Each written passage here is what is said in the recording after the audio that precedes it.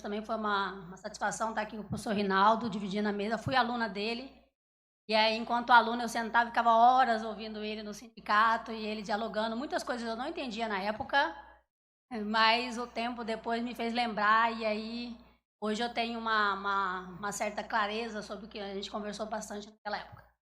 Mas eu gostaria aqui, em nome da Elisana, uma professora do CETEM, amiga minha, crescemos juntas, está ali na galeria.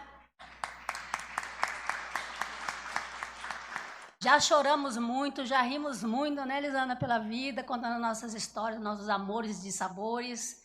É um prazer enorme ter encontrado ela aqui, junto com os seus alunos. E aí, quando agradecer a Cristiane pelo convite. E aí, quando a Aparecida, que gentilmente organizou todo o evento, sempre falando com a gente, explicando, né? Ela falou, professora, é porque ainda é importante falar sobre isso. Então, porque ainda é importante falar que vidas negras importam e que é preciso enfrentar o racismo. Porque essa semana a gente teve, né, a absolvição de policiais e militares que arrastaram, que jogaram uma mulher negra dentro de um camburão da PM, eles saíram com ela da favela, ela caiu do camburão, eles arrastaram ela por mais de 300 metros, ela morreu em decorrência disso, e após 12 anos, eles foram inocentados. Então, tem uma música que a gente conhece, que a carne mais barata do mercado é a carne negra, o nome da música é Carne, composição de Marcelo Iuca, o Seu Jorge e Ulisses, mas que a gente sempre lembra dela pela interpretação de Elza Soares. Demonstra muito bem nos versos dela o quanto nossos corpos, né, o corpo da pessoa negra, ela é realmente a mais barata, porque ela é dada a qualquer momento, ela pode ser usada a qualquer momento, ela pode ser explorada a qualquer momento, ela pode ser violentada a qualquer momento, e ela passa impune por isso.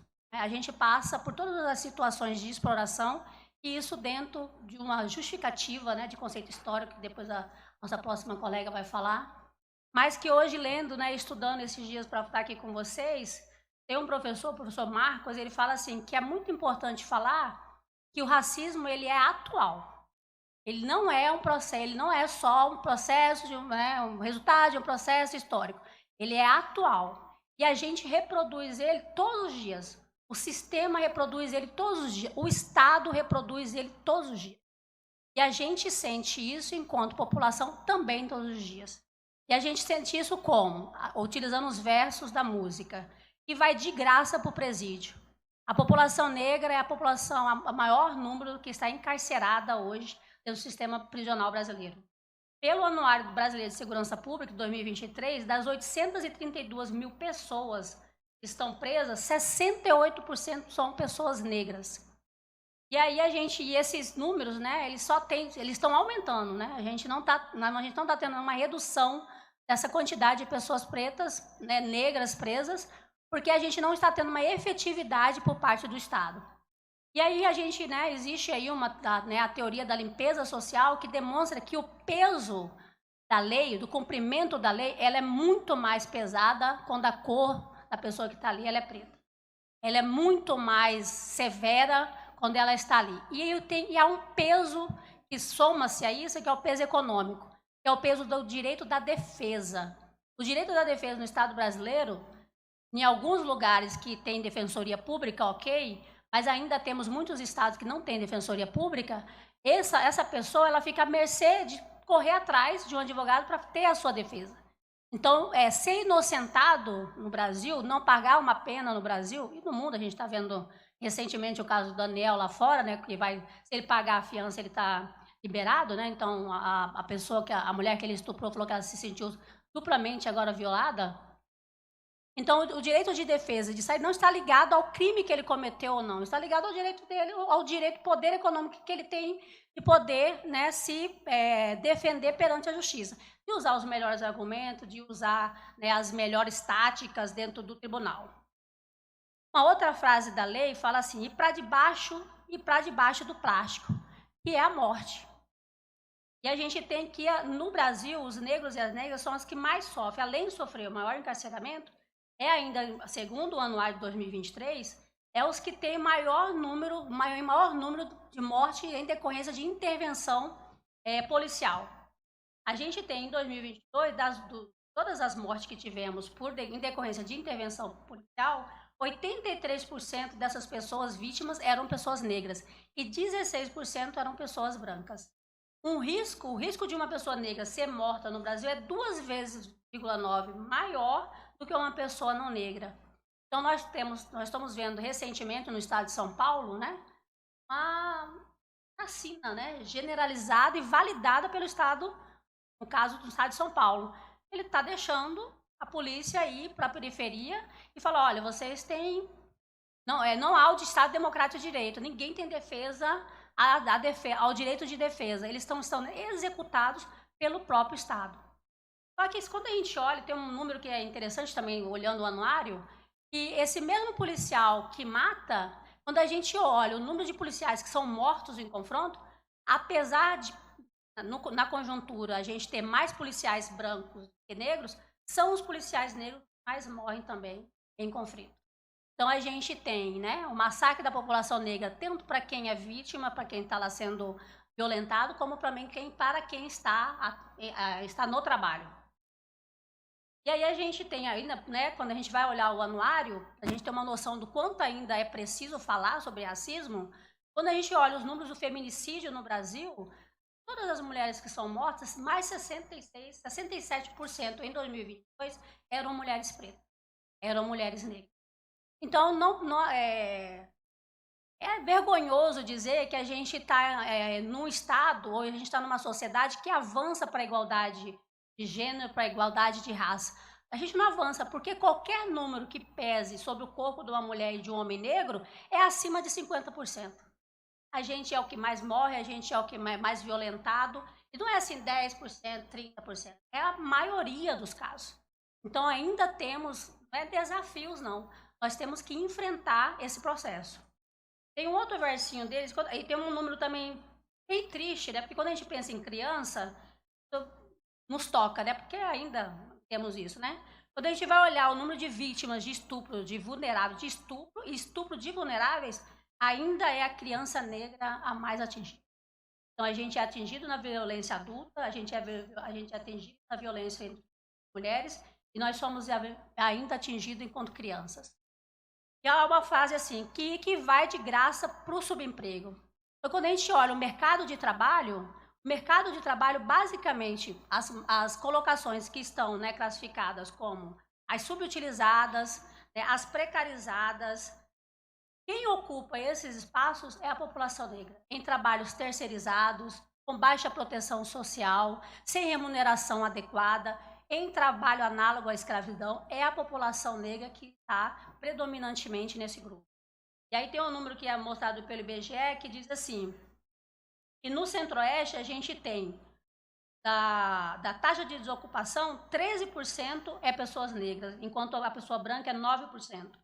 Taxa de subutilização é aquela onde a pessoa desempenha o trabalho dela no nível ainda mais informal da relação do trabalho.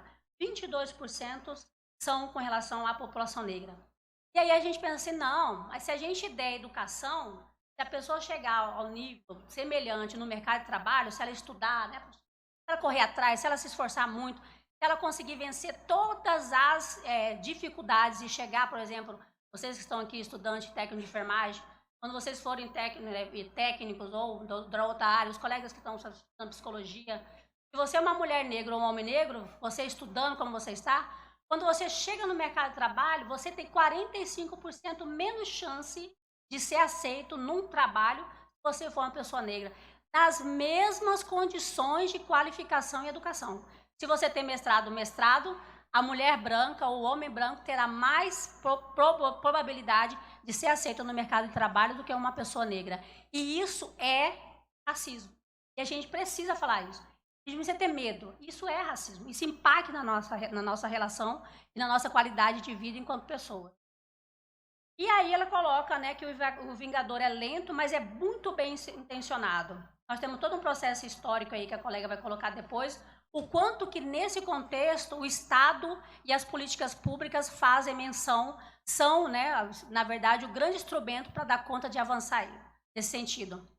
Mas eu vou falar especificamente sobre uma coisa que eu estudo bastante, que é a questão da parte econômica.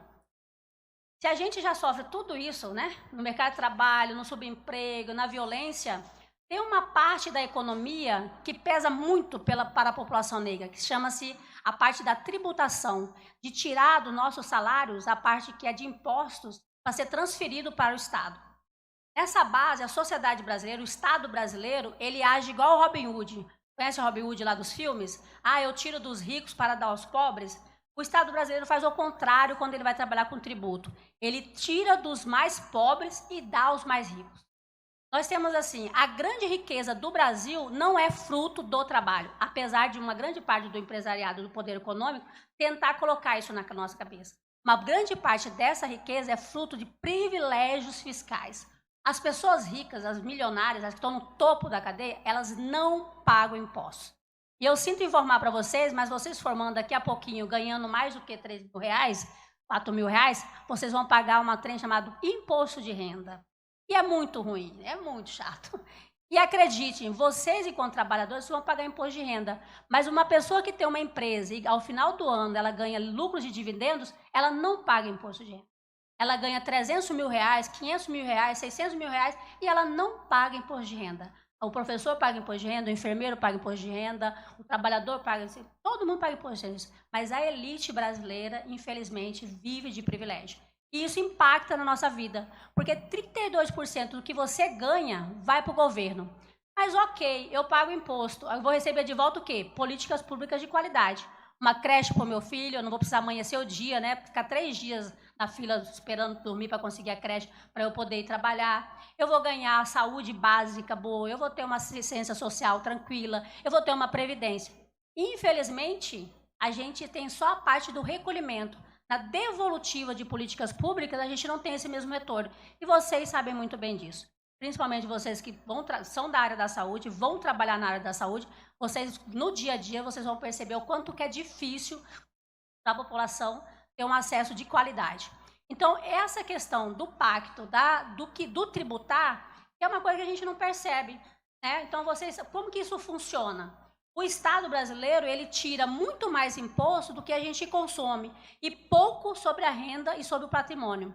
Então, a gente tem uma grande elite que vive repetindo que se você não se esforçar bastante, se você trabalhar bastante, você vai conseguir, mas que a gente sabe que o fruto desse recorte, dessa riqueza, infelizmente, é de um privilégio que a gente não tem, que é a renúncia fiscal, que é a isenção fiscal e aí por aí afora.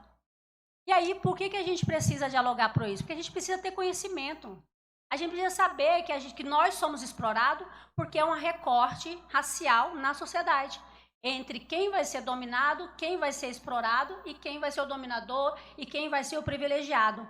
E saber disso não dá consciência para escolher quem vai nos representar. Porque nós tivemos aqui, né, a representação dos vereadores. Isso aqui, gente, é espaço de poder. E não pense que quem está aqui, que não tem a mesma cor que a gente, o mesmo gênero que a gente, vai entender o que a gente passa. Então, na hora das nossas escolhas, nós temos que escolher pessoas que estão com a gente, do mesmo jeito da gente. Porque diferente da gente, eles vão ter conhecimento, eles vão ter amor pela causa, eles vão ter entendimento, mas eles não vão entender o que a gente passa. Eles não vão entender o que é entrar dentro do supermercado e o segurança ficar atrás da gente. O tempo inteiro. Eles não vão entender o que é a gente, por exemplo, passar por uma blitz da polícia e ter certeza que a gente vai ser parado para ser pedido documentos. Eles não sabem. Eles entendem, eles ouvem, mas eles não vivem esse processo. Então, estar nesse espaço de poder, escolher pessoas que estão nesse espaço de poder, é importante porque isso só vai se alterar se a gente tiver representatividade. E vocês que estão aqui, que já são trabalhadoras e trabalhadores, serão trabalhadores e trabalhadoras daqui a pouco, quem só está estudando, tenham essa percepção que a gente tem que escolher nesses espaços de poder as pessoas que entendem a nossa causa. E é por que a gente precisa falar sobre racismo e por que a gente precisa ainda entender que é importante ter consciência que isso não passou, que isso não minimizou Na verdade, infelizmente, isso tem dado uma piorada até significativa. A gente vem aí de 6 anos de um governo que exterminou, né, vamos dizer assim, pela Covid, pela falta de políticas públicas, pelo não financiamento, pelo esquecimento de áreas importantes, tanto no SUS quanto na educação. Então, a gente precisa falar sobre isso, primeiro, para entender que só nos cabe a luta. Nós temos que lutar o tempo inteiro. E vocês, enquanto classe trabalhadora, serão, quem está assistindo, tem que entender que a nós cabe lutar, porque é uma divisão na sociedade. Nós temos aí uma relação de classes sociais. Então, você precisa entender que é preciso estar aqui, é preciso defender os seus direitos e não retroceder. É preciso que a educação faça parte, mais uma educação com letramento racial, né? É preciso que seja dito nas escolas que a gente busque uma questão de igualdade de gênero. Não adianta pensar em feminicídio sem discutir, em redução do feminicídio, sem discutir nas escolas igualdade de gênero, né? Na formação, na educação, porque só a ausência, só políticas que vai prender, infelizmente, a gente vai perpetuar um Estado machista, um Estado homofóbico. Por uma reforma tributária que consiga, de fato, tributar os mais ricos, né? Eles deixem de ser ricos milionários, que eles comecem a ser rico milionário pelo trabalho, como eles falam que eles são, mas sim por não deixar de pagar impostos, e que a gente pague menos impostos, que sobre mais dinheiro para a gente, cultura, para lazer, para esporte, e que eles possam realmente fazer, né, dar conta aí de contribuir com a sociedade pelo que importa, para além da geração de emprego e renda. Então, assim, é difícil ouvir que a gente ainda precisa falar sobre isso, porque a gente não mudou, a sociedade não mudou. Há 100 e poucos anos atrás, nós éramos pessoas escravizadas. Hoje, nós somos escravizadas por outros sentidos. Por um trabalho intensificado, sem precarização, sem segurança social, sem seguro social, sem carteira de trabalho assinada, pelo trabalho intermitente, sem a garantia da proteção social, sem escola de qualidade, sem saúde pública de qualidade, pagando muito imposto e não tendo isso de volta.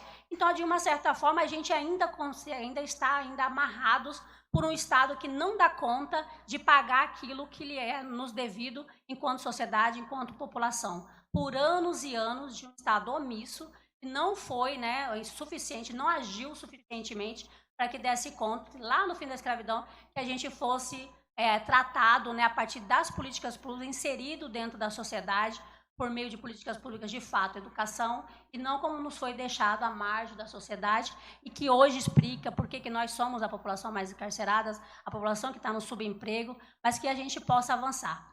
E é com luta, não é nada mais que isso, porque se de um outro lado há uma tomada, há uma luta pelos benefícios, a gente também tem que entender que desse outro lado aqui, nós precisamos lutar pelo que nos cabe, que não é de direito, né? Mas pensando sempre no avanço aí da nossa sociedade, mas principalmente de nós enquanto população negra.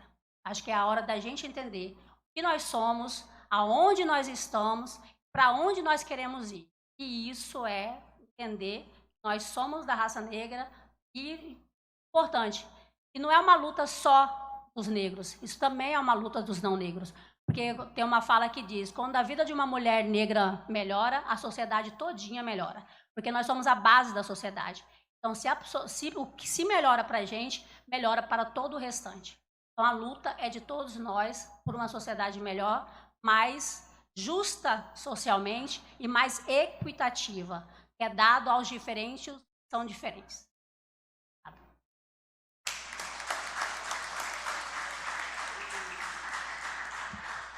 Eu passo a palavra agora.